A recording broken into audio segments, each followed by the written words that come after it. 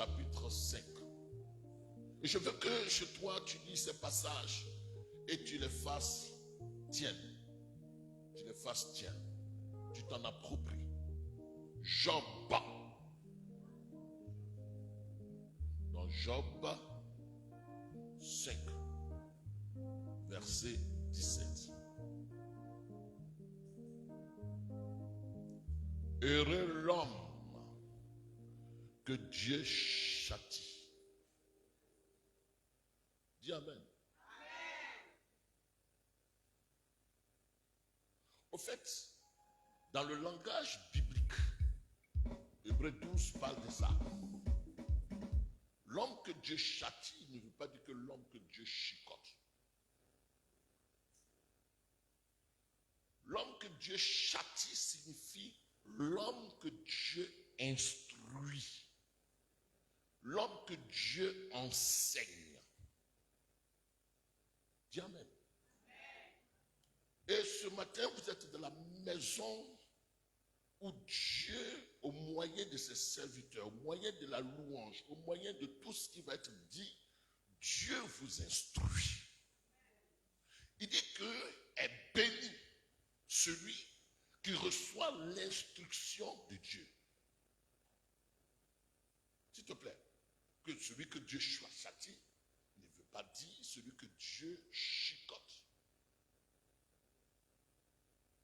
Celui que Dieu châtie ne veut pas dire que celui que Dieu punit.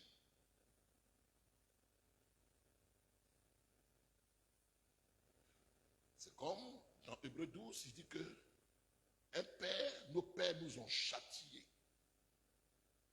Le mot châtiment, c'est instruction.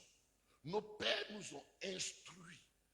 Or, au village, chez nous, quand on châtie un enfant, c'est lui infliger une correction pour ne plus qu'il fasse comme ça. Mais dans le langage biblique, celui que Dieu châtie, c'est celui que Dieu instruit pour son bien. Il peut arriver que le châtiment, au-delà de l'écoute de la parole de Dieu, soit une situation que tu traverses, mais au moyen de laquelle Dieu veut t'instruire. Ne vois pas derrière toutes les situations le diable ou Satan ou les sorciers ou le mal. Non, vois derrière les situations avec l'esprit de Dieu, la pensée de Dieu, la main de Dieu pour te redresser afin que tu puisses avoir une avancée dans ce que tu fais. Donc, ici il dit, heureux l'homme que Dieu fait quoi? Châtie. Et ne méprise pas la correction. Tu vois bien, ne méprise pas la correction. Parce que là, nous avons reçu des éducations qui ne sont pas souvent en droite ligne avec l'éducation de Dieu. En fonction de nos tribus, en fonction de nos origines, nous avons reçu des éducations. Donc Dieu vient, il redresse nos éducations afin qu'elles soient quoi? En phase avec lui, sa pensée. Donc, il dit ici, ne méprise pas, ne rejette pas. Il fait la plaie, il abonde, il blesse et sa main guérit. Dis Amen. Je déclare ce matin que tu sois guéri de toute blessure. Je déclare ce matin que ton cœur soit guéri de toute déception. Mais c'est Dieu qui guérit. Alors il te guérira. Parce qu'il veut qu'au moyen de cette épreuve, tu sois redressé. Mais l'épreuve n'est pas faite pour ton péril. Dis Amen.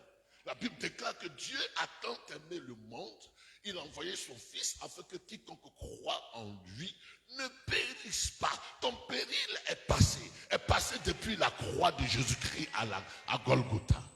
Tu ne périras pas. Tu n'es plus destiné au péril. Aucune situation n'aura le pouvoir de te conduire au péril. Dis Amen. Aucune situation ne t'amènera pas, n'amènera ta maison à péril. Dis Amen. Et il dit, c'est pourquoi 7 fois, 6 fois, il te délivrera de l'angoisse. Et cette fois, le mal ne t'atteindra pas. Dis Amen. Je dis que le mal ne t'atteindra pas. Dis Amen. Je dis que toutes sortes d'invocations qui est faite dans les loges mystiques ou qui est faite dans toutes sortes d'incantations contre toi et contre ton nom ne t'atteindra pas au nom de Jésus-Christ. Ne t'atteindra pas. Il dit, il te sauvera de la mort pendant la famine. Dis Amen. Oh, pendant la récession économique, pendant la crise économique, pendant la dévaluation, pendant la pression que nous vivons maintenant. Il dit quoi? La mort, la famine viendra, mais la mort ne t'atteindra pas. Dis Amen. Il dit au verset 21, tu seras à l'abri du fléau de la langue. Or, les gens ont dit à Jérémie, tuons-le avec la langue. Or, pour qu'on puisse t'affliger un sort, on essaie de parler contre toi pour te tuer moralement. Mais il dit que tous ceux qui voudront te tuer moralement, psychologiquement, il dit que quoi? Tu seras à l'abri du fléau de la langue. Aucune langue, toute langue qui s'élèvera contre toi en justice, tu la condamneras. Tel est ton héritage. Dis Amen. Quiconque parlera mal de toi, il tombera sous ton pouvoir au nom de Jésus-Christ. Je déclare ce matin que ton front est un front qui résistera à toute mauvaise langue qui s'élèvera contre toi et tu la condamneras au nom de Jésus-Christ.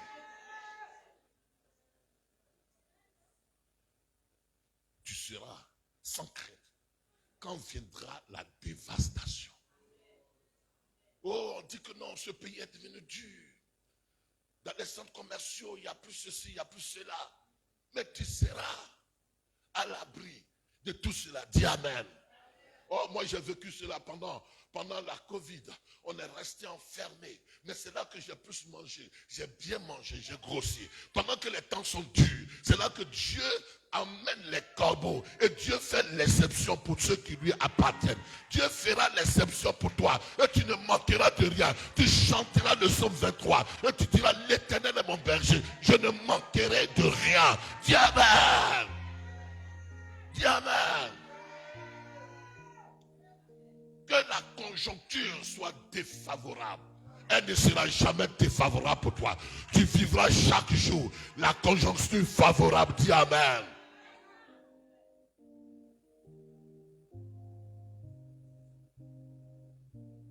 On était en train de me rendre témoignage d'une soeur. Subitement, ils ont annulé toutes ses dettes. Dieu permettra que toutes tes dettes soient effacées. Dieu permettra que toutes tes dettes soient effacées. Dieu permettra que toutes tes dettes soient effacées. Dans le nom de Jésus-Christ. Et dit au verset 22, tu riras de la dévastation comme de la famine.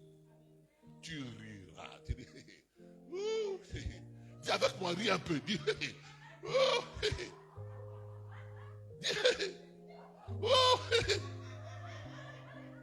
je suis sans papier, mais je ne mourrai pas de la famine. Je suis sans papier, mais je trouverai un emploi. Je suis sans papier, mais Dieu m'ouvrira les portes. Je suis sans papier, mais la gloire de Dieu resplendira sur mon visage. Je suis sans papier, mais je ne dormirai pas dehors.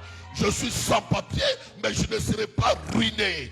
Dieu pourvoira parce que j'appartiens à celui à qui appartiennent le ciel et la terre. Dis Amen. Tu n'auras pas à redouter les bêtes de la terre. Qu'est-ce que Dieu appelle les bêtes de la terre? Les bêtes de la terre, c'est ceux qui n'ont pas l'esprit de Dieu, mais qui ont un esprit animal. Qui ont l'esprit animalier. L'esprit animalier est sans pitié. L'esprit animal est dévoreur. Tu vois, quand une femme, on dit une mère ou un père ou un parent a un esprit animal, il peut livrer facilement son propre enfant à la sorcellerie et sans remords. C'est ça l'esprit animal. Or, il dit tu ne redouteras pas quoi? Les bêtes sauvages. Les bêtes sauvages. C'est pourquoi Jésus a dit, voici je vous donne le pouvoir de marcher sur les bêtes sauvages, sur les serpents, sur les scorpions et sur toute la puissance de l'ennemi. Lorsque Paul est parti dans le pays de Malte, une bête sauvage s'est accrochée à sa main. À quelle main? À la main droite, qui est le symbole du pouvoir, de l'autorité et du travail. Mais la bête noire, la bête, le serpent, qui s'est accroché à sa main, n'a pas empêché Paul de poursuivre sa mission. Alors je déclare qu'aucune maladie, qu'aucune bête ne pourra avoir influence sur toi. Je te dis cela au nom de Jésus-Christ. Aucun sorcier ne pourra arrêter la grâce de Dieu sur ta vie au nom de Jésus-Christ. Dis Amen. Tu n'auras pas à les redouter. Tu n'auras pas à les redouter. Je viens d'un pays où j'ai eu la guerre spirituelle avec les bêtes sauvages. Et je disais à ceux qui étaient à côté de nous, ils ne pourront pas nous atteindre. Parce que notre vie est cachée avec Christ en Dieu. Tu n'as pas à les redouter. Tu n'as pas à redouter les maraboutages. Tu n'as pas à redouter la sorcellerie. Tu n'as pas à redouter les incantations que les gens font de nuit. Tu n'as pas à redouter ceux qui prennent tes habits et qui vont les travailler. Cela tombera contre eux. Et je déclare, retour à l'envoyeur. Tout ce qu'ils diront de mal contre toi retournera à eux. Au nom de Jésus-Christ. Au nom de Jésus-Christ. Tous ceux qui s'élèveront contre toi dans le milieu de la nuit, ils tomberont sous ton pouvoir. Au nom de Jésus-Christ. Tu n'auras pas à redouter les bêtes de la terre. Tu n'auras pas. Il dit, tu feras alliance avec les pierres des champs. Est-ce nos Bibles c'est? Tu feras alliance avec les pierres des champs. Et quoi? Qu'est-ce qu'il dit à la suite? Tu feras alliance avec les pierres des champs. Et les bêtes de la terre seront en paix avec toi. Je vous donne des secrets que vous ne pouvez pas comprendre. Les pierres des champs, le monde est un champ. Le monde, c'est le champ de Dieu. Et le champ de Dieu est fondé sur des colonnes, sur des fondements, sur des principes. Le monde est fondé sur des principes. Je ne te veux pas du mal. Je ne veux pas arracher ta femme. Je ne veux pas que tu meurs.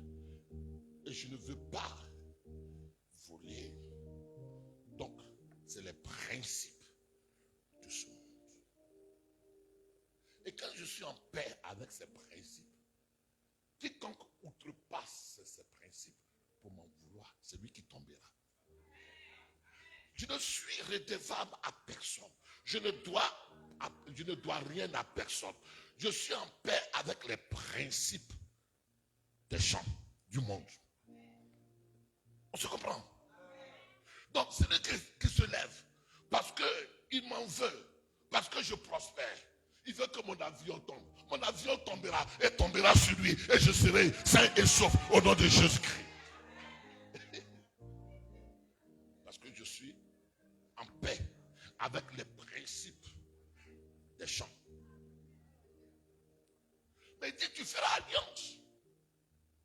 Est-ce que vous savez que la terre même est un fondement?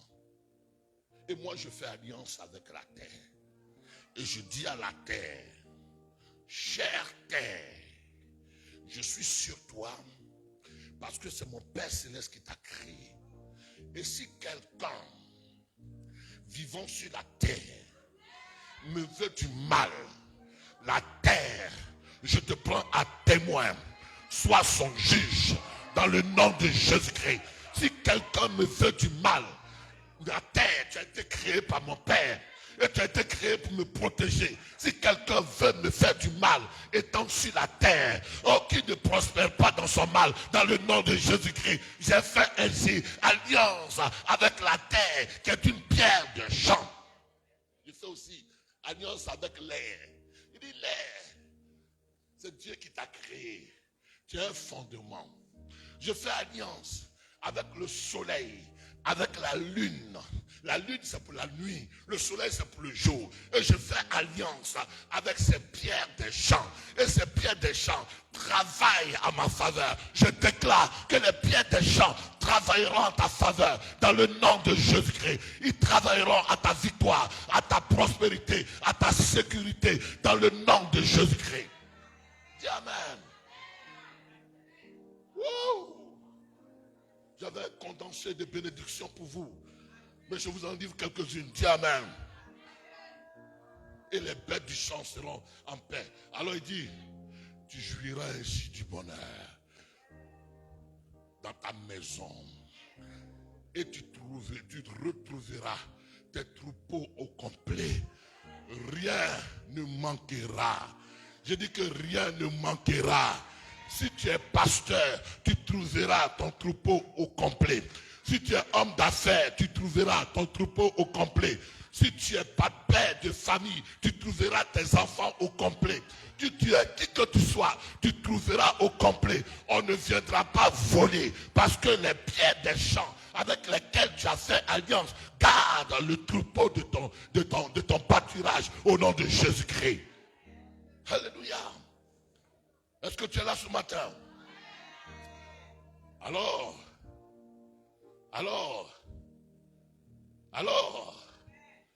tu verras ta prospérité s'accroître et tes rejetons se multiplier.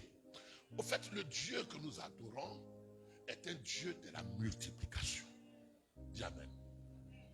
Et Dieu veut te conduire dans la multiplication.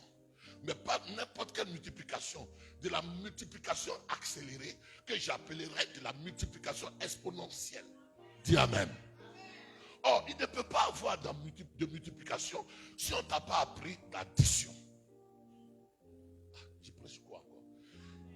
Pour qu'on puisse avoir une multiplication, il faut que tu passes par l'opération d'addition. L'addition, 1 plus 1, 2. Or, moi, je suis additionné à Dieu. Dieu est additionné à moi.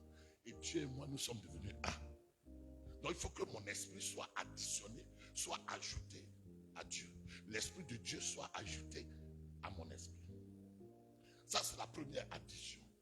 Maintenant, quand l'esprit de Dieu s'est additionné à moi, et que maintenant je ne suis plus seul, je suis avec Dieu. Dieu en moi va faire un travail de soustraction. Tout ce qui était de la religion, tout ce qui était du monde, tout ce qui était des mentalités païennes que j'avais adoptées, il va faire la soustraction. Quand j'accepte que Dieu fasse la soustraction de ce qui est nuisible à la main de Dieu dans ma vie, alors vient la multiplication. Wow! Il ne peut pas avoir de multiplication si tu n'acceptes pas qu'il y ait addition et soustraction. Tu entreras dans le sépulcre dans ta vieillesse. Je veux dire à quelqu'un, tu ne mourras pas les cheveux noirs, tu mourras avec les cheveux blancs. Dis Amen fort. Oh, mais si j'étais à Abidjan, que j'étais en train de parler comme ça, quelqu'un était en train de saisir la prophétie. Ah. Je suis allé dans une église. Il dit, mais l'homme là, ce qu'il dit là, ça me dépasse. Je dis, tu mourras rassasié de l'onction. Je dis, tu mourras rassasié de l'onction. Tu ne mourras pas de façon précoce, de façon prématurée. Tu mourras rassasié de l'ongeau. Tu mourras rassasié de l'ongeau. Je dis, ta destinée, c'est de mourir rassasié de l'ongeau.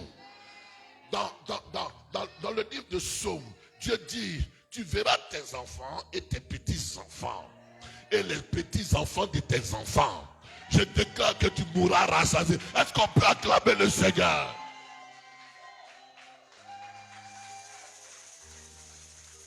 Alors, je m'en vais terminer. Comme on emporte une gemme, voilà ce que nous avons reconnu. Voilà ce qui est. Voilà ce que nous avons reconnu. Voilà ce à quoi nous disons Amen. Et voilà ce que nous avons reconnu. À toi d'entendre et de mettre ça à profit. Oh, Job a trop parlé à Job. À toi d'entendre ça et de mettre ça à profit. Or, Paul dit que la parole de Dieu chez vous n'a pas été sans effet. Il faut que cela ait son effet. Mais cela aura son effet avec la disposition de ton cœur, avec la disposition de ton écoute, avec ton association avec ce que Dieu dit de toi au moyen de sa parole. Alors tu vas lever les mains. Tu dis, Seigneur, ce matin, je mets cette parole à profit. J'associe mon âme, mon esprit, mon corps et toute ma maison et tout ce qui se rattache à moi, à cette parole à laquelle je dis Amen, Amen et Amen. Alléluia. On peut acclamer le Seigneur. Vous avez toutes les salutations de l'église d'Abidjan. Quand je vais à Abidjan, je fais ministère dans l'église de mon fils spirituel qui est de la même catégorie que le pasteur Jean-Paul. Des enfants qui étaient avec moi et qui étaient des commandos. Quand je dois arriver, ma voiture doit arriver. Ils ont déjà le téléphone, ils savent à quel niveau je suis. Et quand je descendais, alors c'est eux-là qui me prennent et qui m'emmenaient à la chaire. Et ce jeune-là est devenu pasteur, mais il est devenu père de plusieurs églises. Et il a tellement de fils spirituels qui sont devenus pasteurs. Il y en a même il y a un qui est au Ghana. Et en Côte d'Ivoire, il va, l'autre fois il me disait, papa, je vais enseigner des pasteurs à Bassam. Je vais enseigner des pasteurs à Cocody. Donc il est tellement sollicité qu'il est devenu un pasteur d'une renommée qui commence à prendre la Côte d'Ivoire parce qu'il a plusieurs églises en Côte d'Ivoire. Il en a à Divo, à Oumé, à Daloa, à Gagnoa, dans toutes ces contrées. Et Dieu a commencé à bénir le pasteur Achille Olibo. Et c'est mon fils, quand je vais, c'est lui qui me reçoit. Et c'est avec lui, j'ai plaisir de faire ministère. Parce qu'il a adopté mon enseignement. Pendant que je dis ces choses et qu'il me suit, je déclare que ton ministère aille au-delà de mon ministère. Dieu m'a fait la grâce de voyager, mais tu parcouriras au-delà des parcours que j'ai eus. Tu connaîtras les succès qui sont plus grands que les succès que j'ai eus. Là où j'ai pleuré, tu ne pleureras plus. Là où j'ai été affligé, tu ne seras plus affligé. Tout ce que j'ai vécu de négatif, tous mes échecs que j'ai connus, tu ne les connaîtras pas. Parce que j'ai payé le prix afin que tous mes enfants spirituels, ceux qui me connaissent et qui reconnaissent la grâce de Dieu, qu'ils, eux aussi, ils aillent au-delà de ce que j'ai pu faire. Moïse était celui que Dieu avait choisi pour enlever les enfants d'Israël en Égypte. Mais Moïse n'est pas celui qui est entré à Canaan avec Josué, son fils. Joshua est celui qui est entré à Canaan. Je déclare que tu entreras dans le Canaan. Tu entreras dans la prospérité. Tu entreras dans l'abondance. de la même façon que tu m'honores, à cause du Dieu que je sais, tu seras honoré. Et tous mes fils spirituels, que ce soit ici en France, que ce soit en Côte d'Ivoire, où que ce soit, vous prospérerez au-delà de la pensée des hommes. Au nom de Jésus-Christ, amen.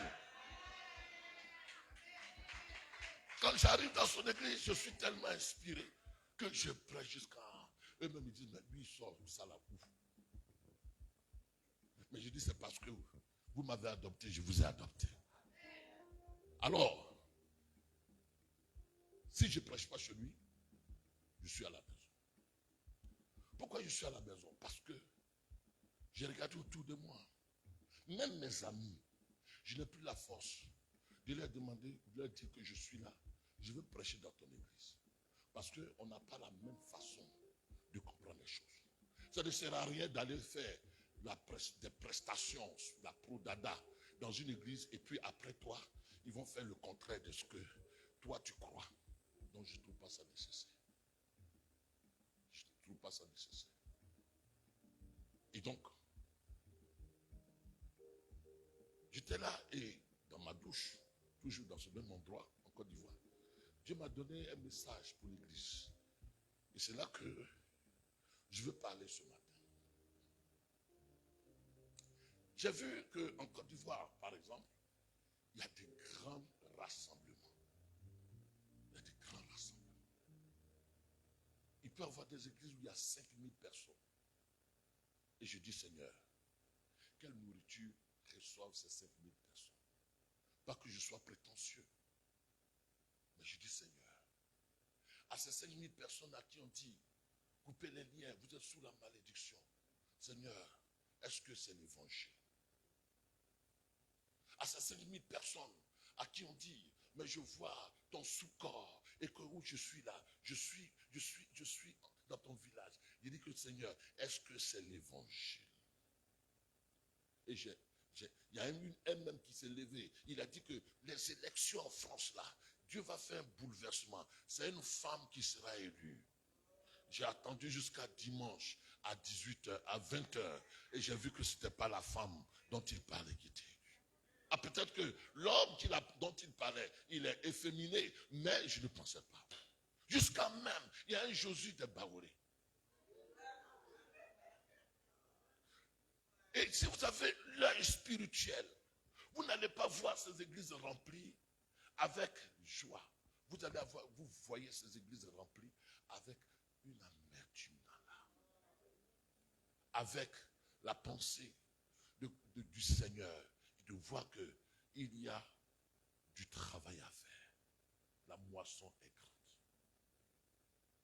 C'est comme l'immigré qui arrive en France. Il voit la tour Eiffel, il voit la maison HLM, il voit la Sédic, il voit ceci. Et puis il est dans la joie, il est content. Mais celui qui a l'Esprit de Dieu, quand il arrive dans un pays comme celui-ci, son cœur est contrit parce que la spiritualité a disparu. Quand tu vois l'état de l'église est malade. L'église est malade, est pitoyable.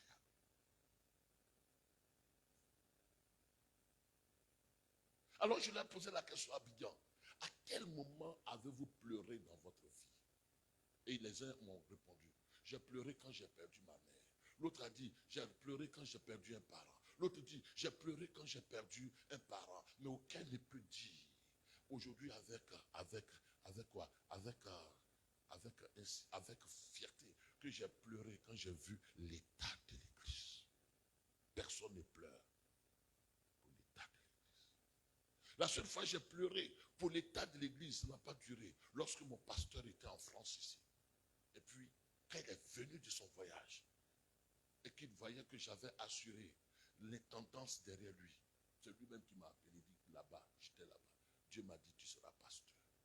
On était en 1990. Je dis, mais attends, moi, pasteur, non. Parce que dès l'instant où tu commences à pleurer pour les choses de Dieu, c'est que Dieu a commencé à faire partenariat avec toi. Les gens pleurent moins pour les choses de Dieu. Et ils pleurent beaucoup pour les choses les concernant. C'est pourquoi je veux vous emmener ce matin à méditer avec moi. Pour ce mois de mai, je serai là pendant ces 5 dimanches, 4 dimanches. Je serai là. Je vais faire tout le mois de mai. Je vais m'attraper mon cœur pour être là tout le mois de mai. Avant qu'en juin, je réparte encore. Mais je bénis le Seigneur parce que vous êtes dans de bonnes mains. Je bénis le Seigneur pour l'ancien Dako et le frère Ninaï. On peut acclamer le Seigneur. Et je crois que c'est des fils qu'il faut encourager. Dis Amen. Je veux bénir le Seigneur pour toutes nos mamans qui sont là. Serge m'appelle, il dit les mamans, elles sont là. On peut acclamer le Seigneur pour les mamans.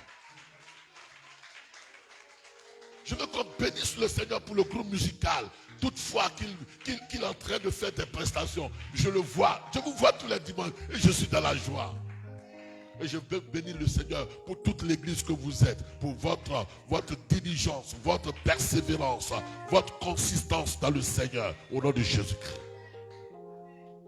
Alors, ce que je vais vous demander, dimanche on priera encore, comme on a prié aujourd'hui.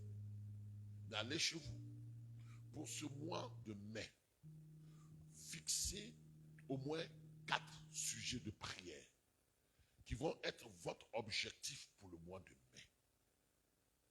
Mettez sur une feuille, si vous voulez, mettez sur une feuille, mettez votre nom dans une enveloppe, vous la mettrez dans le panier ou alors vous tiendrez cela et puis on priera, chacun sera à sa place, on priera, il mettra par exemple dans l'enveloppe, il mettra sujet de prière, je vais avoir du travail en mai, je vais avoir ceci en mai, je vais avoir cela en mai, mais 4 sujets de prière qui font faire l'objet de vos objectifs pour le mois de mai. Ou alors je veux vraiment avoir une vie de prière consistante. Il y a longtemps que j'ai laissé la méditation matinale. Alors je veux reprendre la méditation. Je veux reprendre la sainteté dans tel domaine. Je veux couper avec cette façon de faire pendant ce mois de mai. Je veux bavarder moins. Je veux répondre moins au téléphone. Et puis mettez ces 4 principaux sujets de prière sur une feuille. Et vous allez tenir vous-même à votre place. Pour ne pas que vous dites que quelqu'un allait faire quelque chose. Mais vous allez tenir votre sujet de prière. Et puis en fonction de cela, vous allez prier pour dire que le mois de mai, je veux que mes progrès dans tel domaine soient mesurables. Parce que votre progrès doit être mesurable. Le progrès, on doit pouvoir mesurer. J'étais à un point A, je suis à un point B, je suis à un point C, je suis à un point Z. Si je suis dans le groupe musical, je dois pouvoir composer des chansons. Je dois pouvoir chanter. Je dois pouvoir faire ceci. Si je suis prophète, je dois pouvoir prophétiser. Le don que j'ai, il doit pouvoir émerger. Et tu dois mettre ces choses-là en objectif pendant le mois de mai. Et chaque dimanche, nous prierons. On ne va plus faire des modérations où on vient ici. Allez, priez, priez. Non, on va tenir des modérations objectives. Disons Amen. Et quand tu auras fait ces choses, soit tu dis Amen à ton sujet de prière, tu feras une offrande pour dire que je crois que mes sujets de prière sont déjà, d'ores et déjà exaucés. Pourquoi? Parce que la Bible dit, en Philippiens chapitre 4, verset 6, faites connaître à Dieu vos besoins, par quoi? Par des prières, par des supplications, et avec. Il dit, et avec des actions de grâce. Le point focal de la prière, c'est les actions de grâce. Et la gloire. Ah, vous m'avez manqué. Hein? Le point focal, c'est l'action de grâce.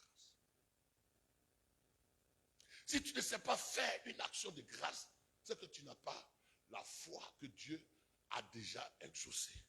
L'action de grâce exprime ton cœur qui reçoit déjà spirituellement ce que tu as demandé avant que tes yeux ne le voient. Donc, avant cela, tu fais une action de grâce pour dire que moi-même je sais que Dieu va faire. Alléluia. Donc, dimanche, tu viens avec tes sujets de prière. Et puis nous allons prier. Alléluia, on est d'accord pour cela? On est d'accord pour cela?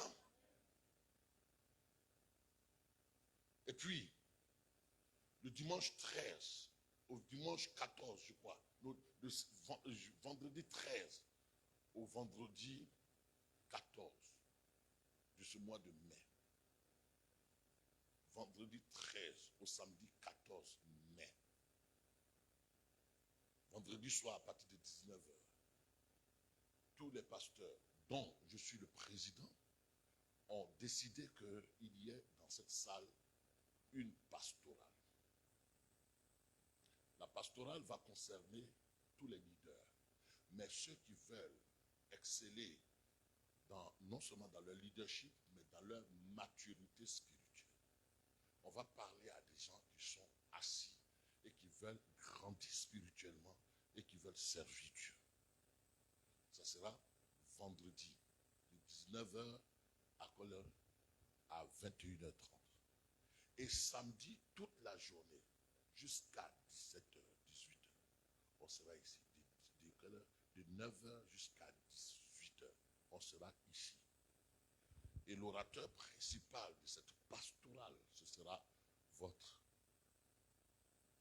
père dans la foi. Ce sera moi qui serai orateur principal. Tous les pasteurs vont venir. Et on va suivre des enseignements. Je vais prêcher, d'autres vont prêcher, mais je serai l'orateur principal. Et on a dit que tous les pasteurs qui viendront doivent venir avec leur leader, trésorier, parce qu'on parlera de la fiscalité. Comment tenir un cahier comptable de l'église. Comment tenir les dépenses ou alors les finances de l'église. Donc, la comptabilité, nous, on n'a pas de problème parce que j'espère que la diaconesse Danielle, ça fait 22 ans qu'elle fait ce travail à mes côtés. 22 ans. Quand on a ouvert l'église, dès qu'on a eu les papiers, il me fallait une trésorière. Et la trésorière que j'ai nommée, c'était Daniel.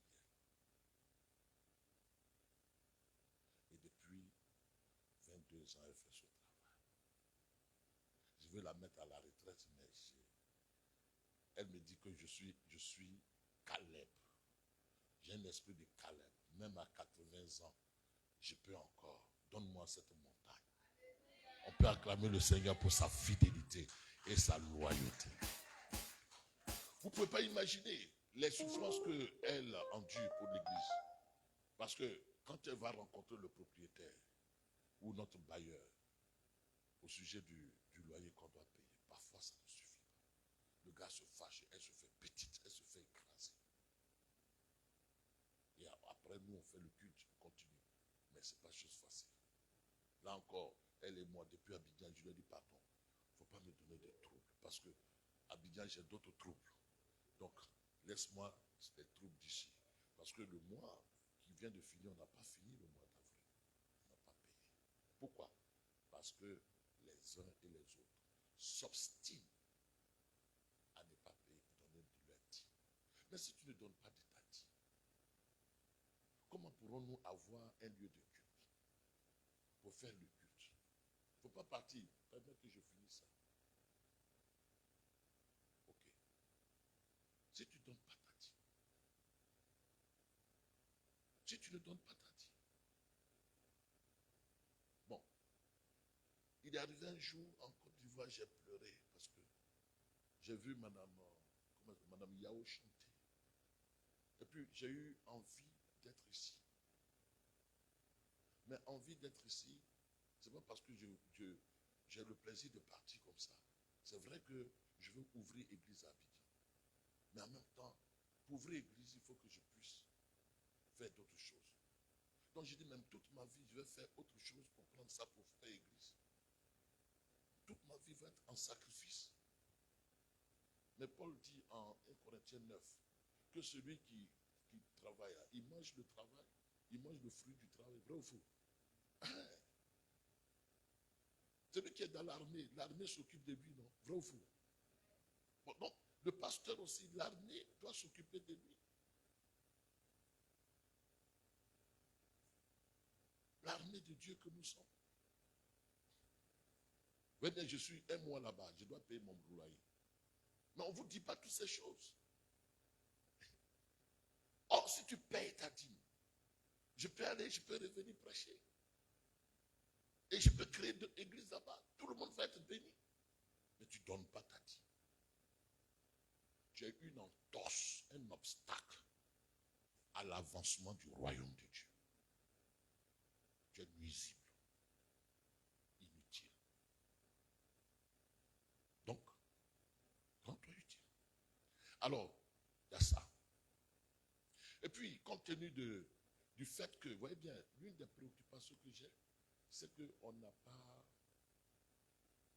Il y a une autre église qui doit venir après nous, mais on n'a pas encore trouvé. Donc, imaginez la charge que je vais supporter. Demain lundi, les gens de bureau d'études, je n'ai pas encore fini. Je leur dois combien? Je leur dois 5 000 ou 7 000. Combien je leur dois encore? Ils sont venus à mon absence. Le pasteur vient quand il vient samedi. Il dit donc, lundi matin, je viens. Je serai obligé, moi-même, offrande comme on fait quelque part. Et prendre. Dieu merci, on n'a plus bébé. Mais si on avait bébé, on allait vendre l'enfant. C'est pas bien. Donne ta dîme. Dis Amen. Et je déclare que Dieu ouvre les portes du travail. Je déclare que Dieu te donne d'avancer dans ton activité et qu'il te donne l'esprit d'entrepreneuriat afin que tu aies plusieurs sources de revenus. Je déclare que Dieu te donne la diligence, il te donne la force, la persévérance dans ce que tu veux entreprendre. Là où les gens disent que c'est dur, toi tu vas être tenté de faire ce que les autres ne veulent pas faire. Et Dieu va t'élever là au nom de Jésus-Christ. Amen. Seigneur, nous te bénissons pour ce moment béni que nous passons dans ta présence. Et je prie ce matin que nous partons d'ici avec quelque chose de positif, avec quelque chose de riche, quelque chose qui va nous permettre d'aller de l'avant dans notre marche spirituelle. Bénis ce culte. Bénis notre entendement afin que notre écoute puisse produire une foi active, une foi persévérante. Au nom de Jésus-Christ. Amen. Amen. Nous voulons parler du thème pendant tout ce mois. À moins que les choses changent en chemin. Mais du thème discerner le corps de Christ. Discerner le corps de Christ ou du Christ. Discerner le corps du Christ. Fini à quelle heure sais-je? 15 heures combien? Ok. Discerner le corps du Christ. Discerner veut dire quoi? Distinguer droitement, précisément. Discerner, c'est pouvoir distinguer entre les choses. Discerner, c'est de pouvoir faire la part des choses. Discerner, c'est pouvoir se rendre compte de la nature, de la valeur de quelque chose. Par exemple, deux pagnes peuvent se ressembler, et puis je discerne lequel est le vrai. Là, vous comprenez, non? C'est le même pagne. Mais moi qui suis homme, je vois le pagne, je dis ça c'est beau pagne, hein? Mais la femme qui sait discerner, elle dit non, ça c'est pas le vrai, c'est le fancy. Bon, vous savez discerner les choses du monde. Et Dieu veut que vous ayez le discernement pour les choses spirituelles. Disons Amen. Parce que le mal de l'Église, c'est le manque de discernement. Parce que c'est quand on a bien discerné qu'on peut juger, qu'on peut décider qu'on peut rendre un jugement. Écoutez-moi bien. Discerner, ce n'est pas confondre, ne pas mélanger. C'est de savoir faire la part des choses. C'est de pouvoir prendre telle chose dans sa nature et reconnaître avec distinction la valeur de cette chose. Tu vois, quand je prêche, si tu n'as pas le discernement, tu vas croire que je suis venu prêcher comme ça. Non, je ne viens pas prêcher, mais je viens te faire connaître la pensée du Seigneur. Donc si tu ne discernes pas la pensée du Seigneur dans ce que je dis, et que tu attends une prophétie, tu risques de passer à côté. Parce que la vraie prophétie, c'est la parole de Dieu. Souvent, on vient avec des motifs différents dans la maison de Dieu. Et on ne vient pas pour la chose la plus importante, la plus capitale. Et on passe à côté. Parce qu'on n'a pas le discernement. Beaucoup de personnes sont malheureuses aujourd'hui du point de vue émotionnel, sentimental, marital. Parce qu'ils n'ont pas discerné au début. Ils ont fait un choix qui a été compromettant plus tard pour leur spiritualité, pour leur marche dans la foi. Bien-aimé, si tu ne sais pas discerner, tu seras la proie du diable dans ce monde où il y a plusieurs choses qui sont falsifiées, où il y a la photocopie. Discerner les choses spirituelles, même discerner les choses matérielles. Tu n'as pas de discernement, on te propose un travail avec un salaire intéressant, mais ce travail-là va te faire perdre ta vie de prière. Tu vas gagner en promotion professionnelle, mais tu vas perdre en spiritualité. Or, c'est le spirituel qui va soutenir ta promotion. Donc, tu n'as pas eu de discernement. Et depuis que tu fais ce travail, tu ne peux plus participer à la communion fraternelle. Il y a des choses qui vont te quitter petit à petit jusqu'à ce que tu meurs. Parce que tu n'as pas eu de discernement. Alors, au sujet du corps du Seigneur, il y en a qui disent que moi, c'est le Seigneur. Mais ils ne savent pas que le corps du Seigneur a été rendu matériel et physique. L'apôtre Paul disait cela dans 1 Corinthiens chapitre 11, verset 28 au verset 30. Suivez-moi bien. Je vais aller doucement avec vous. Maman Bédan, tu as compris? Discernez. Quand un paysan hâtier écoute distinctement quelqu'un qui parle le hâtier, il dira que non, lui c'est imitation hâtier, mais ce n'est pas un vrai hâtier. Il ne parle pas vrai hâtier. Il sait discerner. Or, nous sommes dans un monde où il y a beaucoup de falsifications, même en termes d'église. En termes d'église.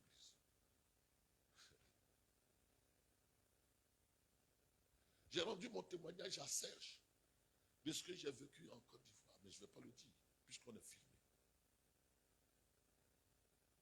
Parce qu'un pasteur me dit, mais tiens, tu veux que ça remplisse? Tu veux que ça remplisse? Facile. Mais tu es en train de discerner que ce n'est pas Dieu qui te parle. Mais c'est comme ça que nous on fait. Voilà ce que nous on fait. Toi, tu as mouru vieux. Sans rien. Tu ne vois pas ma voiture qui est garée là. Tu ne vois pas maison étage que j'ai construit. Tu ne vois pas ma prospérité. Oh.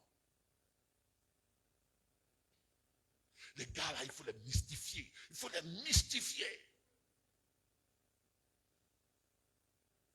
Parce que vous êtes leurs clients. Et c'est ça qui marche avec vous. Parce que vous n'avez pas de discernement. Ceux qui sont mystifiés et qui vous mystifient et qui mystifient les choses, vous dites que c'est le monde. Bon. Dis à ton voisin, discerne.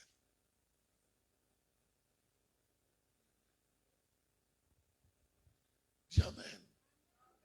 Et l'apôtre Paul dit aux Corinthiens, dans Corinthiens chapitre 11, ce que je suis en train de dire, il faut avoir des oreilles spirituelles pour comprendre ça. Au verset 28, il dit que chacun de vous s'éprouve soi-même et qu'ainsi il mange du pain et boive de la coupe. Celui qui mange et boit sans discerner le corps du Seigneur mange et boit un jugement contre lui-même. Et c'est pour cela qu'il y a parmi vous beaucoup d'infirmes, beaucoup de malades et qu'un grand nombre sont morts. Tu vois, parce qu'ils n'ont pas su discerner. Quand on ne discerne pas, on devient spirituellement infirme. On devient matériellement infirme. Il y a des gens qui sont venus, ils n'ont pas discerné, ils ont donné. Au lieu de recevoir en retour du Seigneur, ils se sont appauvris. Aujourd'hui, maudissent l'église. Il y a des foyers qui sont devenus infirmes.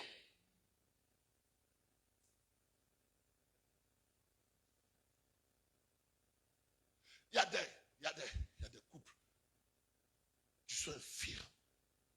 Parce qu'ils n'ont pas discerné au départ.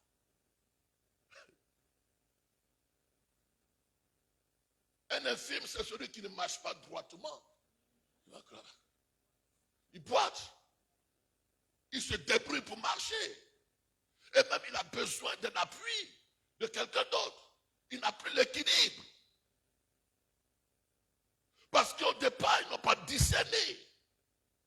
Il dit, beaucoup sont rendus infirmes. Et d'autres sont malades spirituellement. Faute de discernement.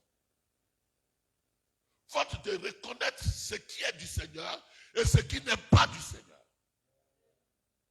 Faute de reconnaître la doctrine, l'enseignement qui est du Seigneur et l'enseignement qui est hérétique. Ils sont malades. Or, un malade, il n'a pas toutes ses facultés pour s'épanouir. Donc, ils sont dans l'église et ils sont sous le poids de la religion. Ils sont dans l'église et puis ils ont la tradition qui a pris le dessus. Comme Jésus disait, votre tradition annule la parole de Dieu. Donc, ils ne vivent plus les faits de la parole de Dieu. Pourquoi? Parce qu'ils n'ont pas discerné. Ils ne savent pas qu'ils sont entrés dans une religion. Ça, j'introduis aujourd'hui comme ça.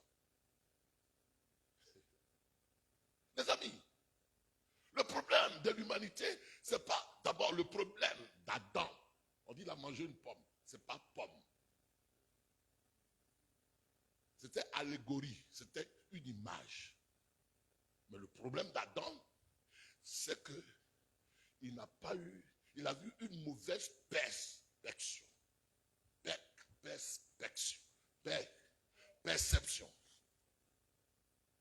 Il ne sait pas que Dieu l'avait créé afin qu'il soit fils de Dieu. Et le diable lui dit, le serpent lui dit, mais qui sont ses propres pensées. Qui sont ses propres pensées. Que si tu fais ceci, tu seras comme il était. Donc il n'a pas eu le discernement de ce qu'il représentait, de ce qu'il valait aux yeux de Dieu. Il a écouté l'extérieur et il pense que ce que l'extérieur dit de lui, c'est ce qui est juste, alors qu'il était déjà.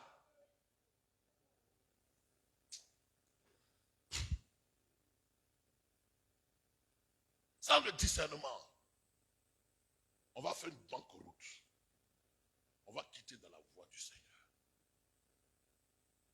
L'offre peut être alléchante, mais derrière l'offre, il y a une tonne d'amertume.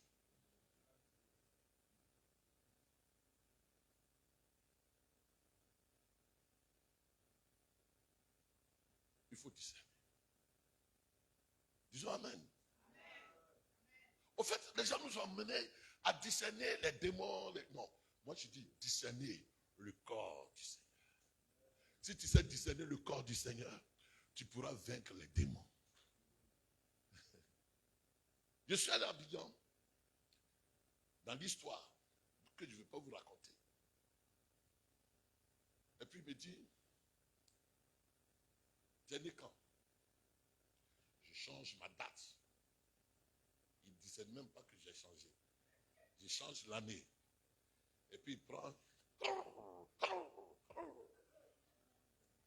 Ton ange s'appelle Temps. Je sais.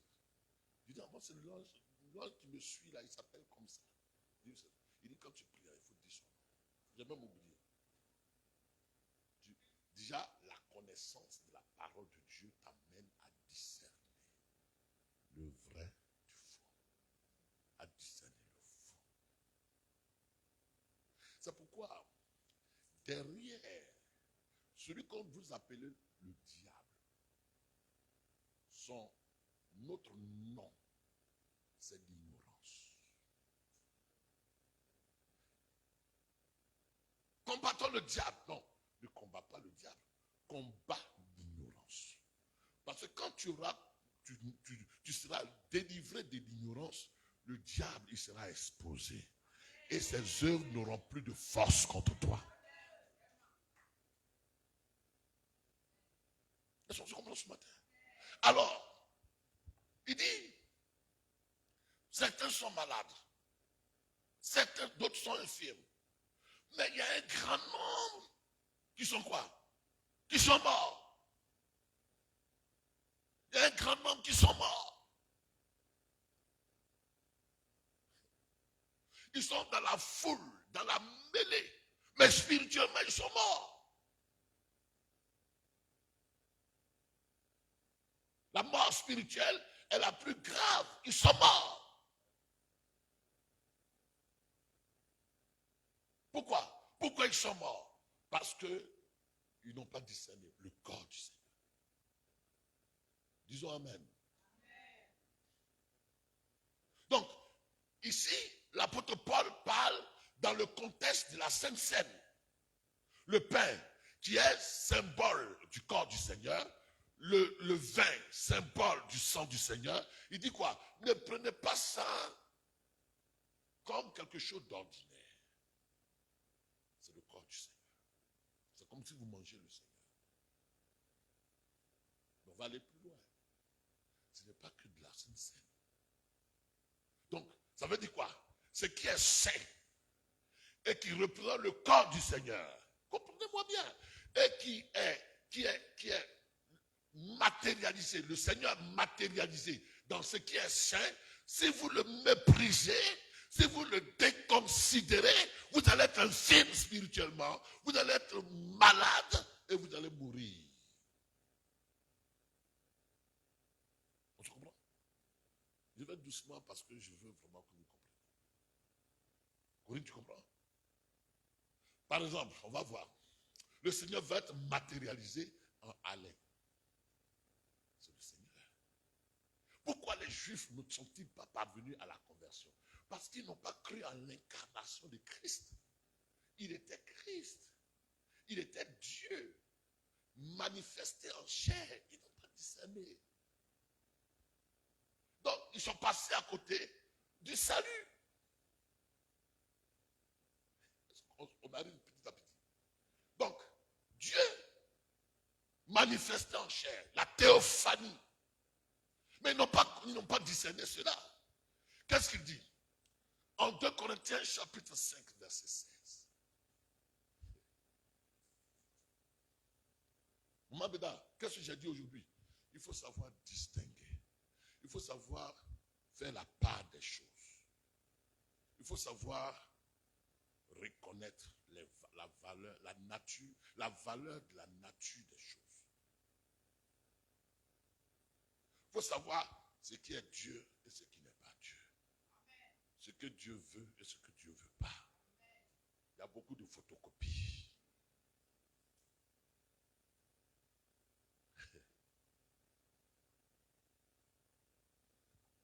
Disons Amen. Alors, 2 Corinthiens chapitre 5, verset 16. Permettez que je donne la définition simplement, et puis dimanche prochain, on va accélérer. Il dit quoi?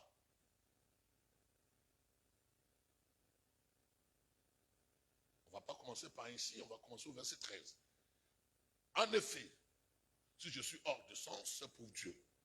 Si je suis de bon sens, c'est pour vous. Car l'amour de Christ nous presse.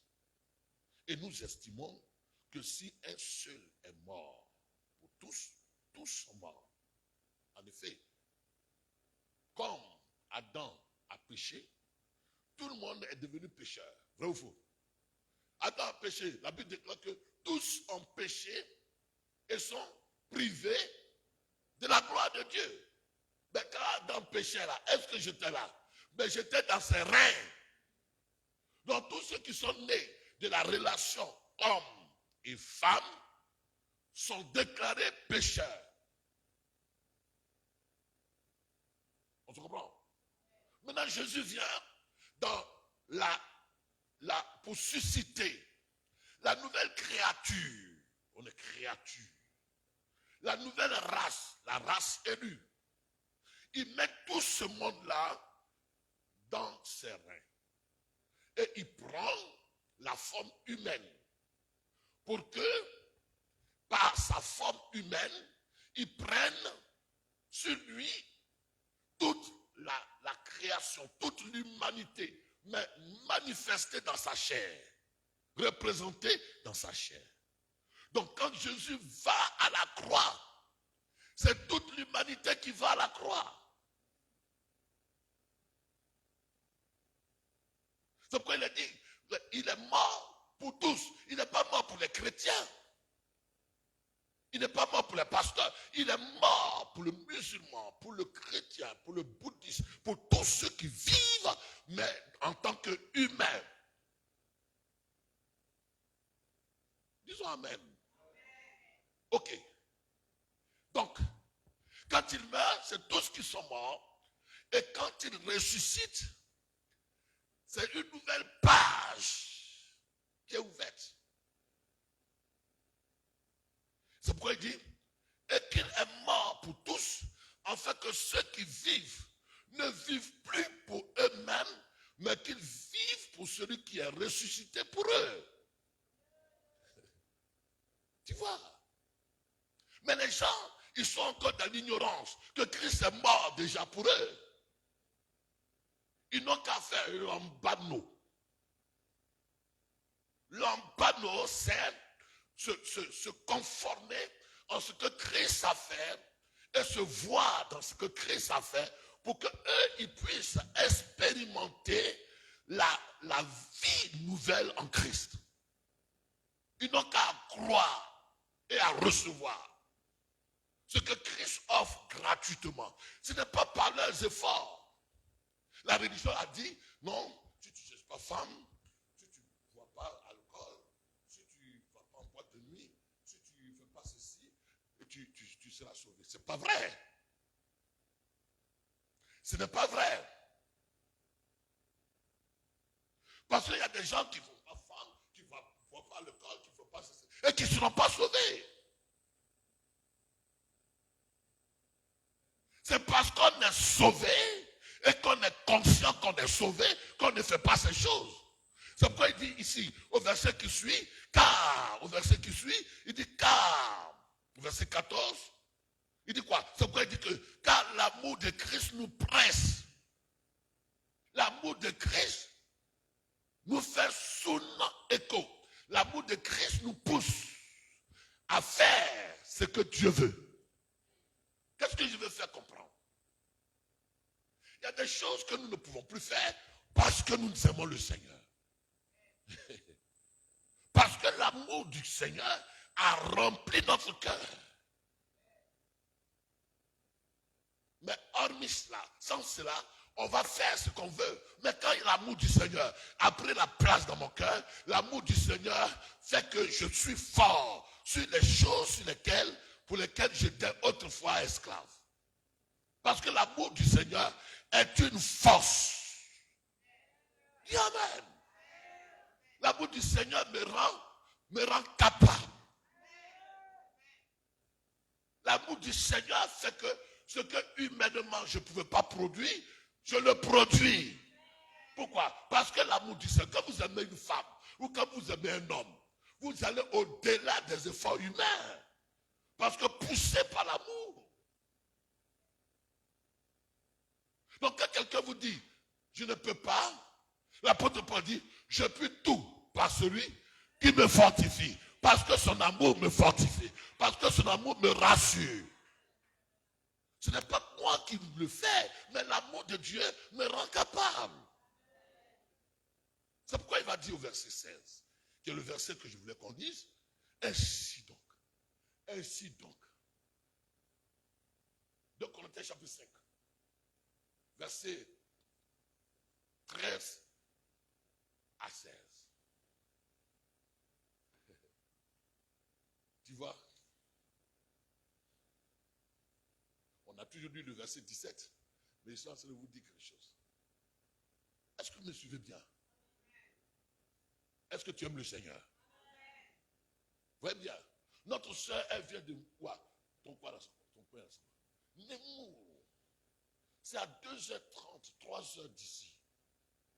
Une autre soeur vient de Mantes-la-Jolie. C'est à 3h d'ici. Il y en a qui sont au Belvidé et ne peuvent pas venir. Mais qu'est-ce qui les pousse? C'est l'amour du Seigneur. Souvent, de temps en temps, je dis à la trésorerie, faites-moi voir les entrées de dîmes. Et je vois des personnes qui donnent des sommes que je dis, ah, vraiment, j'ai envie même de leur dire, non, il faut leur rembourser parce que, comment, elle n'a rien, comment elle peut donner la personne, comment elle peut faire de tels sacrifices. Mais c'est là par l'amour du Seigneur qu'on a envie de donner sans voir la douleur que cela peut produire. N'est-ce pas? Quand on était ancien chercheur de femmes, l'amour du Seigneur est l'amour de quoi? Des femmes. Faisait qu'on faisait des dépenses où on était aveuglé. On ne ressentait rien. Quand on était ancien soulard, des champagnes qui coûtent 50 €, on les achetait facilement. Quand tu aimes t'habiller, l'amour de l'habillement fait que tu ne sens pas l'argent que tu dépenses.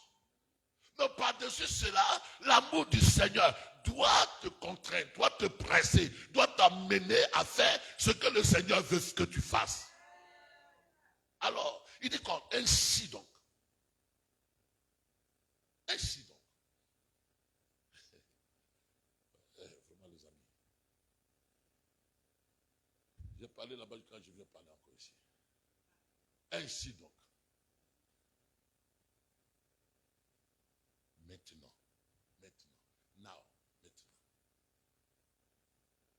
Nous ne connaissons personne selon la chair. Nous ne connaissons personne selon la chair. Disons amen. Au fait, Paul veut dire, comme on est en Christ, on ne connaît personne selon la chair. Selon la perception, c'est ça la perception charnelle. Il dit, il ne faut plus connaître quelqu'un selon la chair.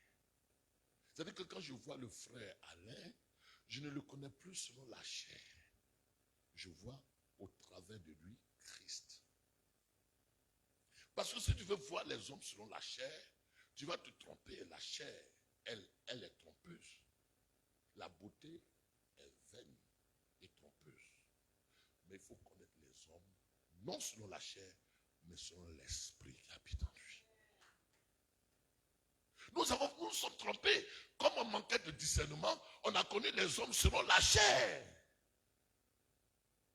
Mais il ne faut pas connaître les hommes selon la chair. Il est mignon, il est costaud, il s'habille bien, il est ceci, c'est une belle femme, c'est une ceci, il a de l'argent. Il ne faut pas les connaître selon la chair.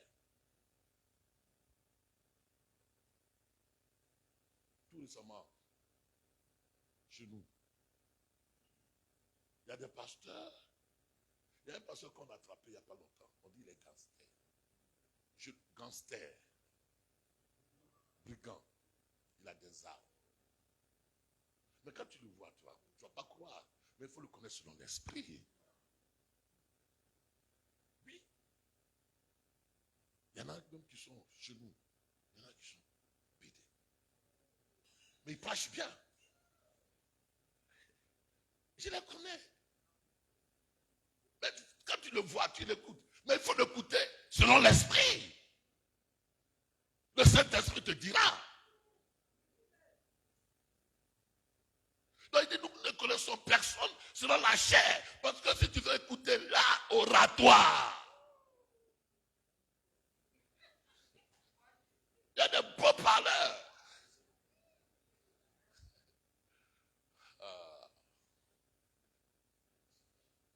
La plupart de mes déboires, c'est que j'ai connu beaucoup de personnes. Je pensais que tout le monde était comme moi. Et je les ai pris comme moi. Non, il faut sonder son esprit. Il faut le connaître selon l'esprit. Dis Amen. Alors dis Seigneur, ouvre-moi l'esprit afin que je ne connaisse personne selon la chair.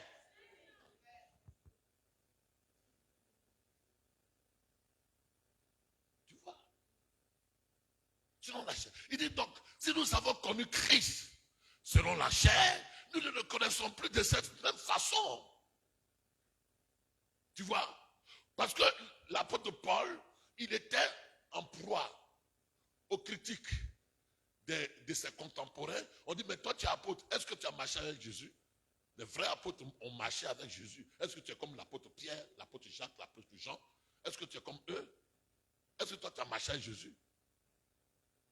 Non, tu n'es pas apôtre. Mais il dit que si nous avons connu Christ selon la chair, nous ne le connaissons plus de cette même manière. Pourquoi? Parce que Christ, tu ne vas pas le voir physique. Mais tu vas le voir incarné en nous. C'est-à-dire que tu vas le voir en nous. Donc quand je vois la sœur qui est là, je ne vois plus la sœur, mais je vois Christ au travers d'elle. Quand je vois l'homme de Dieu, je vois Christ au travers de lui. Quand il me parle, j'écoute la voix du Seigneur au travers de ce qu'il dit. Donc il faut voir Christ au travers du canal qui te parle. Donc, si nous avons compris cela, le corps du Seigneur n'est pas absolument le corps physique, mais le corps, le Christ incarné dans la vie de ceux qui l'ont reçu. C'est pourquoi il va dire que, mais j'étais quoi? J'étais en prison, j'étais malade, vous m'avez visité, vous m'avez donné à boire. Mais dites, depuis quand tu as fait cela? Mais si quelqu'un a fait cela à un de mes petits enfants, c'est à moi. Donc finalement, comprends que le corps du Seigneur, il est théandrique. Théandrique, ça veut dire quoi? Le corps du Seigneur, il est caché derrière la nature humaine de ceux qui ont reçu Christ. Il est théandrique.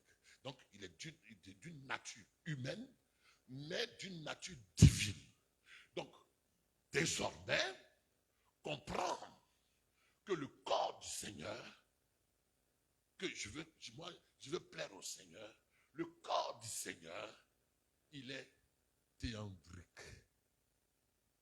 C'est-à-dire le corps du Seigneur. Toi, tu dis, moi, je veux plaire à Dieu. Moi, c'est Dieu, je vais craindre.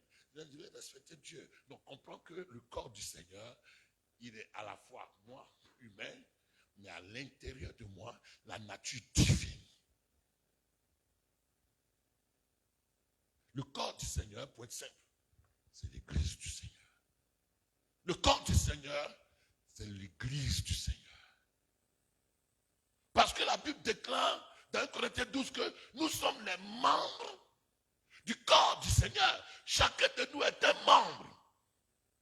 Mais notre ensemble est le corps du Seigneur. Là, ce soir-là, il y a le corps du Seigneur qui est rassemblé. Christ est la tête et nous sommes le corps.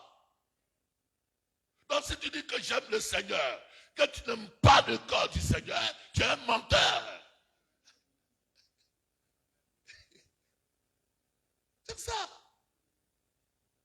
Bon, tu es en train de quoi? D'incriminer, de profaner, d'insulter, de maudire le corps du Seigneur. Et tu dis, je veux prier le Seigneur. Tu es un menteur. Tu n'as pas discerné le corps du Seigneur. Le corps du Seigneur, il est caché en moi. Celui qui prend soin de moi est en train de prendre soin du corps du Seigneur. Là, je suis en train de vous entretenir. J'entretiens le corps du Seigneur. Je suis en train de nourrir le corps du Seigneur que vous êtes. Je suis en train de prendre soin, de manifester la libéralité au corps du Seigneur. C'est au Seigneur que je le fais. Donc si je ne discerne pas cela, et que je maudis mon frère en Christ, je suis en train de maudire le Seigneur. Parce que ce n'est plus moi qui vis. C'est Christ qui vit en moi. Bon, je suis en rancœur contre quelqu'un qui est dans l'église, mais je suis en rancœur contre le corps du Seigneur. Voilà pourquoi beaucoup sont malades, beaucoup sont infirmes, il y a beaucoup qui meurent.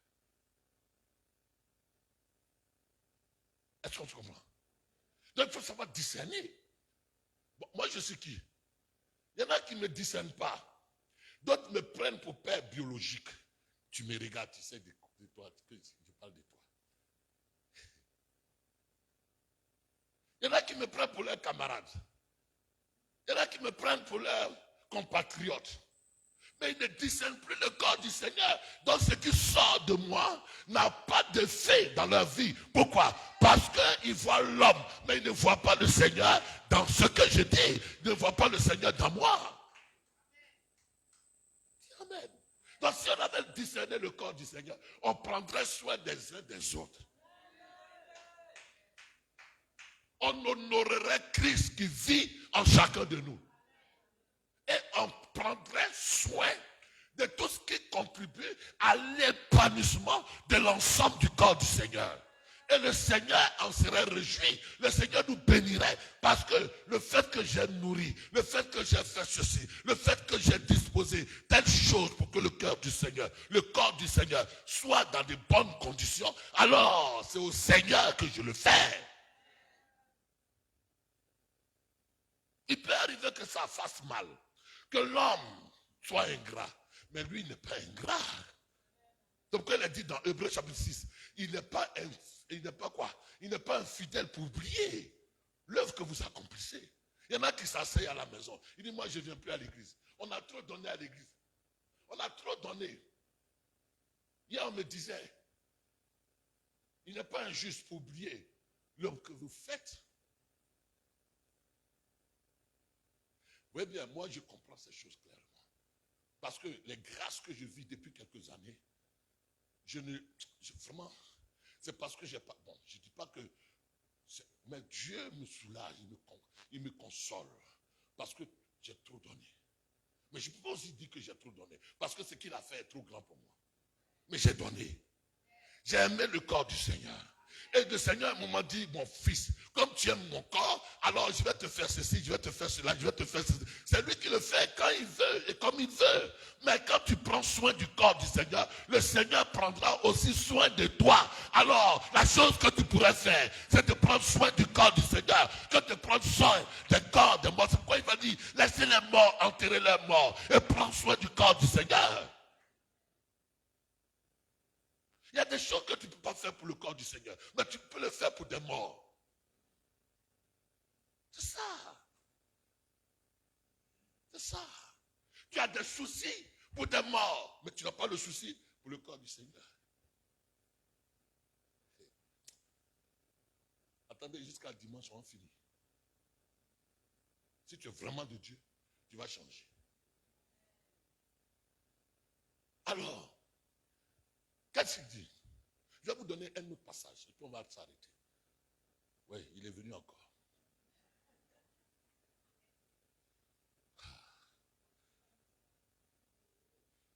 Dis à ma soeur qui est à côté de toi, tu es membre du corps du Seigneur.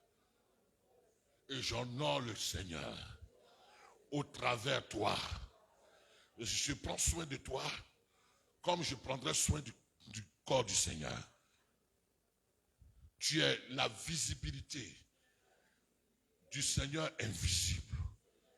Au nom de Jésus-Christ. L'église, dis avec moi, l'église, dans son ensemble, est le corps du Seigneur.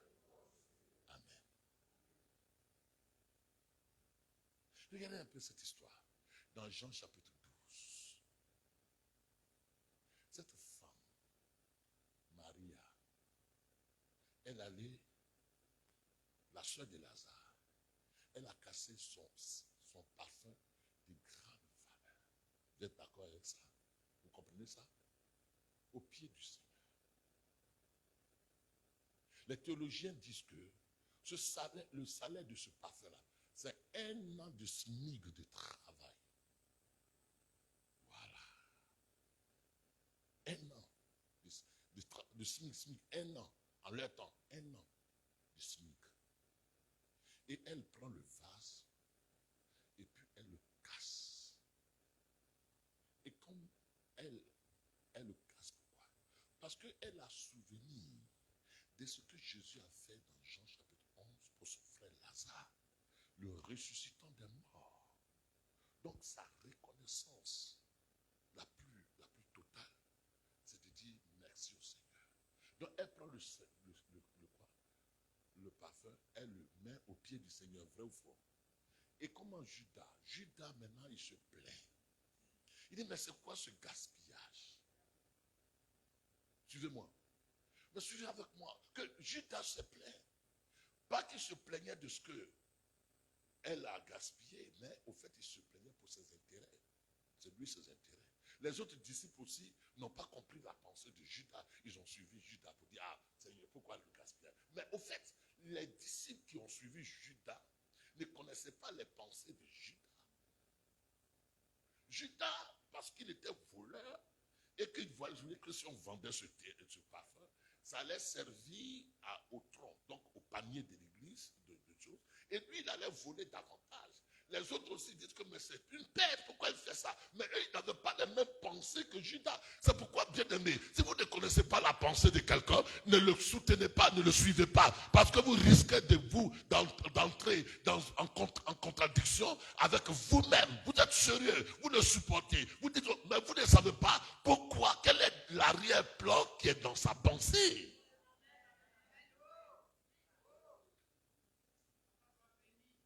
Jésus dit non, elle a fait ça pour ma sépulture. C'est ce que les catholiques ont pris. Et puis ils ont dit que la femme ne se marie plus. Pourquoi? Parce que ce qu'elle a fait dans la tradition juive, ce parfum-là, c'est le parfum que tu pouvais répandre sur toi au jour de ton mariage. Donc elle avait économisé jusqu'à ce que, vraiment, le jour de son mariage, elle répand ce parfum sur elle, elle répand ce parfum sur son fiancé, et puis tous les deux embaumés puissent entrer dans la salle des noces. Donc en cassant ce parfum, elle dit que quoi? Je renonce à mon mariage n'a pas d'intérêt, mais le corps du Seigneur a de l'intérêt. La résurrection du Seigneur a de l'intérêt. Embaumer le corps du Seigneur a de l'intérêt, plus que mon mariage. Elle a quoi? Elle a même sacrifié son mariage au profit du corps du Seigneur qu'elle a embaumé.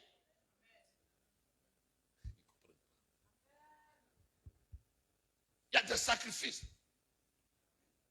que vous pouvez faire, mais dont le Seigneur se souviendra. Quand je devais aller à Minnesota, il y a eu la diaconesse Daniel, que tu sois béni à vie. Il y a eu la diaconesse Cathy, que tu sois béni à vie. Mais particulièrement, Daniel a payé mon billet, mais particulièrement, en ce moment-là, comment elle s'appelle? Madame Cathy ne travaillait pas. Elle a pris, ce jour-là, elle est venue, elle dit, papa, ma fille, comment elle s'appelle? Grâce, c'était grâce. Elle a pris la formation alimentaire des enfants, tout ça, tout ce qu'il fallait. Et puis elle a ramassé cet argent. Elle est venue me le donner, on était à Clichy, je pense. Et elle a donné cet argent pour que je puisse aller à Minnesota.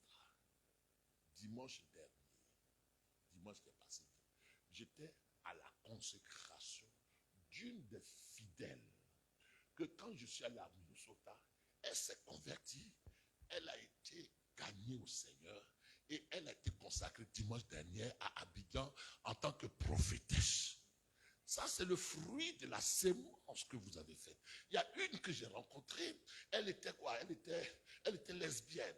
Et puis, je lui ai parlé du Seigneur, elle s'est convertie. Cette sœur-là, aujourd'hui, elle est pasteur d'une grande église. Et il y en a plusieurs qui sont convertis. Pourquoi? Parce que vous avez fait sacrifice de vos rations alimentaires pour l'intérêt du corps du Seigneur. Et aussi longtemps que ces personnes-là seront dans le ministère et qu'elles feront du bien au royaume de Dieu, Dieu se souviendra de vous. Dieu vous donnera la santé. Dieu vous donnera la consolation. Vous ne manquerez de rien. Pourquoi? Parce que vous avez participé à l'édification, à l'épanouissement, à l'agrandissement du royaume de Dieu. Et ça, c'est marqué dans le livre de souvenirs. Il y a des choses que nous faisons. J'étais en Côte d'Ivoire, je me souviens. On devait opérer mon épouse. On était deux pasteurs sur l'église. L'autre, lui, il avait aussi sa femme avait le même problème. Je suis allé, ses enfants sont maintenant à l'université.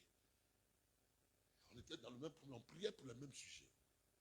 Et quand je vais toutefois, je vais chez eux à la maison. Quand je vois les enfants, je me souviens de ce témoignage que je vous rends. On était dans le même sujet. Seigneur, donne-nous de pouvoir faire. Et c'est là que Kakou est mort. Kakou est mort. Il fallait maintenant que chaque pasteur se batte pour ouvrir l'église. J'avais de l'argent en tant que professeur. Elle dit, bon, maintenant tu devais aller en France, ça ne va pas.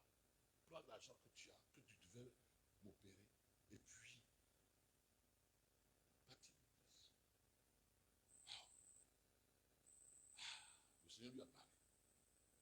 C'est difficile. Mais l'opération, c'est bon, prends. Dieu va faire grâce. On a sacrifié une vie. J'ai dit, on a sacrifié une vie. C'est ce qui donne produit comme les Corines. Et l'église qu'on a installée là, Dieu a permis que des âmes soient converties, ce sont les Corines. Dieu a permis que des âmes soient converties, ce sont le pasteur où je vais. Il y a des gens qui sont convertis aujourd'hui, qui sont au service de Dieu. Mais pourquoi? Parce qu'une femme a donné ses entrailles pour que naissent dans le royaume de Dieu des personnes qui servent Dieu. Mon Dieu se souviendra de moi. Mon Dieu ne m'oubliera jamais. Mon Dieu suscitera des hommes, même qui ne sont même pas chrétiens, qui ne sont même pas des gens sur qui je peux compter. Mon Dieu les suscitera et il permettra que ma destinée s'accomplisse. Aussi longtemps que tu travailles à l'intérêt du corps du Seigneur, Dieu devient ton partenaire. Parce que tu es rentré dans un partenariat avec Dieu. Les gens pensent que donner à l'église, c'est donner au pasteur ou bien c'est gaspiller l'argent. Non. C'est arroser le corps du Seigneur. Alors je termine. C'est ce dernier passage. C'est le dernier. Je vais le. Oh, il est là. Dimanche prochain, je vais le lire. Dites Amen. Et c'est cela. Je vais lire l'autre dimanche prochain, c'est pas grave. Et c'est cela. On appelle la consécration. Dites Amen. Au fait, la tradition nous a donné des définitions qui ne sont pas bibliques. Consécration, moi je suis consacré au Seigneur. Je ne pêche pas. Non, consécration, ce n'est pas dire que tu ne pêches pas, tu ne fais pas ça. Ça n'a rien à voir. La consécration, c'est se mettre à part. Suivez-moi, maman Bédard, parce que ça c'est important. La consécration, c'est se mettre à part. Se mettre à part. Participer aux intérêts du Seigneur. Au profit d'autrui. Aussi longtemps que tu te mets à part, que cela ne profite à personne. Tu n'es pas consacré. Écoutez-moi bien. Les prêtres, entre-temps, dans le sacerdoce, quand on mettait à part les Lévites, c'était pour l'œuvre du Seigneur, pour l'intérêt du peuple. Donc quand je vois les gens ici, moi je suis consacré, moi je suis ceci, moi je veux mener une vie de sanctification. Tu ne mènes guère la vie de sanctification. Tu ne mènes rien. Parce que aussi longtemps que ta consécration n'est pas au profit d'autrui, donc au profit du royaume de Dieu, elle n'est pas dans son étymologie biblique, elle n'est pas une consécration. Dis Amen.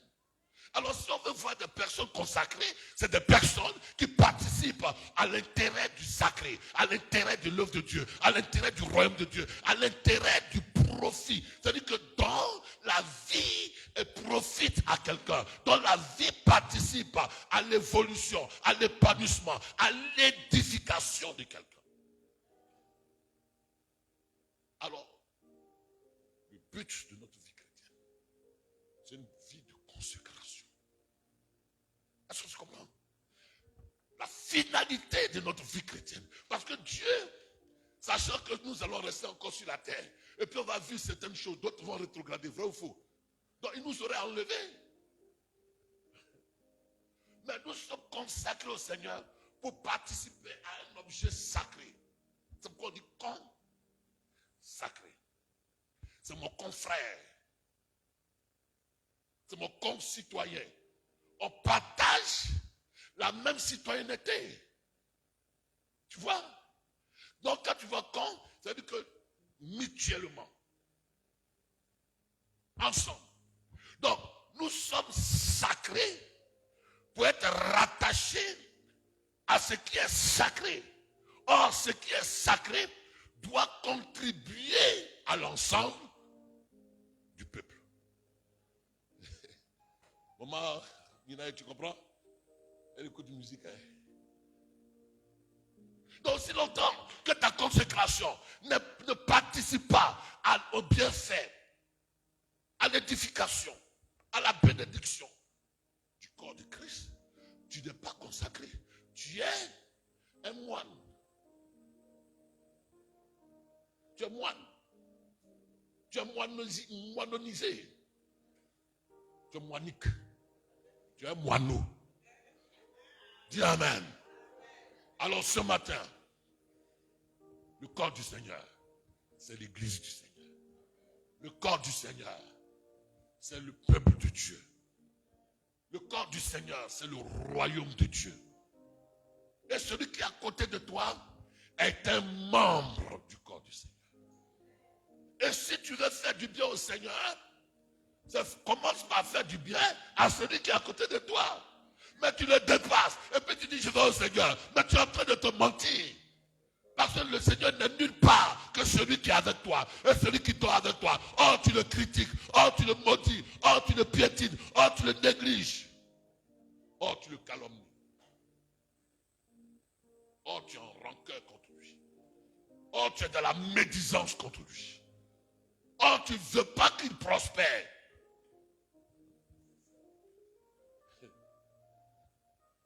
On s'entend ce matin? Est-ce que les gens sont pas? Ils disent, lui, il voyage trop. Son affaire de voyage là-bas, on va, on se passe. Et je suis sûr qu'il y en a qui nous maudissent. Je suis sûr qu'il y en a qui vont murmurer. Bon, c'est quand je vais là-bas, là, quand je bénis d'autres, d'autres me bénissent, et quand je viens ici, je te bénis, non? Donc si tu ne veux pas que j'avance, c'est que tu veux que tu es un sorcier. C'est la sorcellerie spirituelle. On va se tenir debout.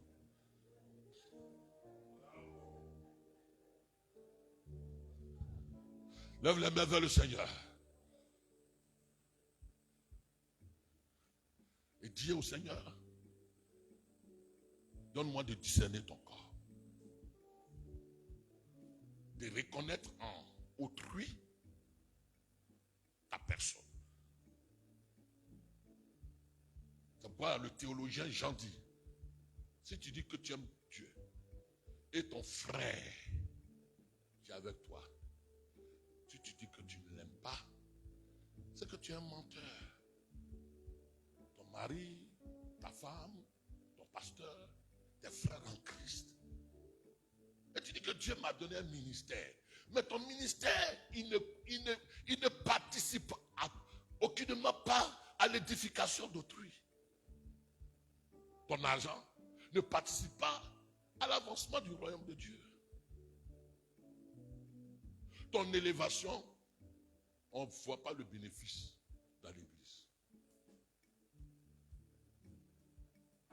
Ton mariage, tu es marié là même, ça n'avance pas l'église. Ça ne diminue pas l'église. Parce que, au contraire, ça diminue parce que c'est toujours par là qu'on va régler. Ça nous perd le temps. Il ne fallait pas te marier. Mais la consécration vraie, elle contribue à faire avancer autrui. Et donc, il faut que quelqu'un dans l'église rende témoignage que telle soeur ou tel frère, depuis que je la connais, elle me fait du bien. C'est une soeur consacrée. Mais tu ne rends service à personne. Tu es dans ton coin, toi seul, égocentrique, hermétiquement fermé. Tu n'es pas consacré. Tu es dans le carême musulman. Dis au Seigneur, Seigneur Jésus, merci. Désormais, tu ouvres mes yeux pour que je puisse savoir que celui qui est à côté de moi, il est de toi. Tu ouvres mes yeux pour que je puisse comprendre que ma consécration doit contribuer à l'édification d'autrui. Les dons spirituels que tu as placés en moi doivent faire avancer le royaume de Dieu. La puissance du Saint-Esprit que tu as placée sur moi, elle doit être en opération dans la vie d'autrui. Que je suis béni pour que autrui soit béni dans le nom de Jésus-Christ. Et à partir d'aujourd'hui, ouvre-moi les yeux pour que je ne marche plus avec les yeux charnels, mais que j'ai les yeux spirituels pour discerner quelle est ta volonté dans le nom de Jésus-Christ. Seigneur, merci. Ce matin, tu opères les yeux de l'esprit de chacun, afin que nous ne marchions plus comme des aveugles, que nous ne marchions plus comme ceux qui n'ont pas Dieu spirituel. Seigneur, tu dis à l'église des Éphésiens que je ne cesse d'adresser à Dieu des prières pour vous, afin qu'il illumine les yeux de vos cœurs. Ma prière, Seigneur, donne-nous d'avoir l'éclairage des yeux de nos cœurs pour que nous puissions savoir les besoins des uns et des autres, les besoins de ton église, les besoins de ceux qui meurent sans toi, qui meurent sans ta connaissance. Seigneur, donne-nous, au lieu de critiquer l'église et dire que les gens ne viennent pas, ils sont des fous, et les marteler de nos injures. Seigneur, donne-moi d'avoir compassion, d'aller vers eux, de les édifier, de les exhorter, de les encourager, de les relever. Donne-moi de participer à la conversion d'autrui, à l'édification, à ce qui est boiteux soit redressé grâce au temps et au talent, au charisme que tu mets en moi. Seigneur, donne à ton église des personnes consacrées. Des foyers meurent. Des couples se détruisent. Des gens pleurent dans leur maison. Seigneur, donne-nous des consacrés, afin qu'ils reçoivent par l'esprit le besoin des uns des autres. Et qu'au sortir du temple, ils puissent avoir des paroles d'édification, des paroles d'encouragement, des paroles de relever ceux qui pleurent, de relever ceux qui sont attristés, de relever ceux qui sont meurtris dans leur cœur. Seigneur, donne-nous. Oh, bien-aimés, ce n'est pas tous ceux qui sont bien habillés dimanche qui sont sans problème. Derrière les vêtements que vous voyez, il y a d'énormes difficultés, il y a d'énormes amertumes, il y a d'énormes douleurs. Mais Seigneur, donne-nous le discernement afin que nous puissions comprendre que telle soeur, tel frère a besoin de notre assistance, de notre parole.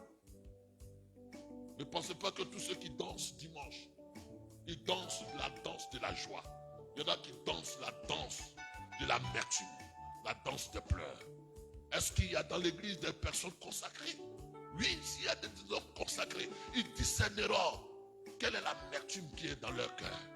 Seigneur, ce matin, donne-nous d'être consacrés. Ce n'est pas une question de dire, je ne mange pas, je ne tue pas, je ne touche pas, je ne fais pas ceci, je ne bois pas ça. Mais c'est une question d'être entièrement à la disposition de ton esprit et être conduit par ton esprit. Alors à tous ceux qui m'entendent, je sais que d'énormes difficultés se posent à vous. Et vos cœurs sont meurtris. Votre âme est dans la tristesse. Mais par l'Esprit du Seigneur, je reconnais ce matin que le Dieu que je sais, il est le Dieu de près. Et il est aussi le Dieu qui agit de loin. Recevez la grâce de Dieu.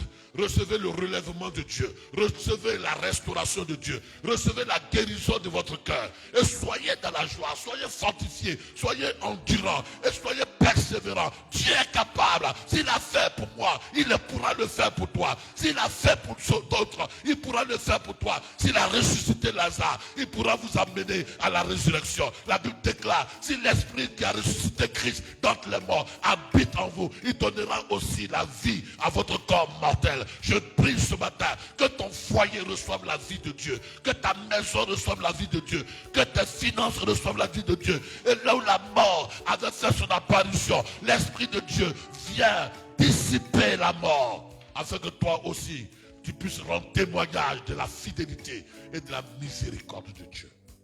Reçois la grâce de Dieu au nom de Jésus-Christ. Amen. Que vos entrailles soient bénies au nom de Jésus-Christ. On peut acclamer le Seigneur.